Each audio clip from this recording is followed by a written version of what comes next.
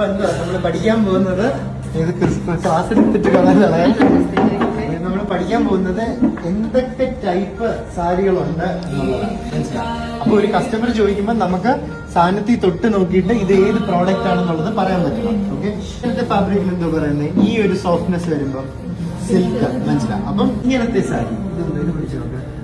അല്ലെങ്കിൽ അതിന്റെ ഡൗട്ട് ആണെങ്കിൽ ഇത് പിടിച്ചു നോക്കാം. ഇതെന്താ സാരിയാണ്? പിന്നെ ഇതുണ്ട് ഇങ്ങനെ എന്താ പറഞ്ഞോ, ധൈര്യമായിട്ട് പറഞ്ഞു. ഇതെന്താ? കോട്ടൺ.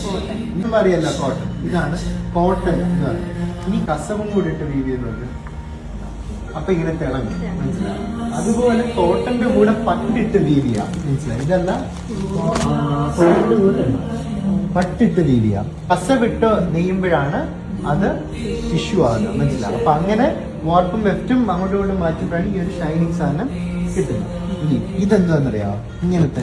പിന്നെ നമ്മുടെ കോട്ടൺ, സ്ലബ്, എന്താണ്, linen silk, semi silk, art silk, pure silk. Pure സിൽക്കില് കാഞ്ചീപുരം ഉണ്ട്. ഇതാണ് സാരി. അതൊക്കെ അടുത്ത ലെവലാ.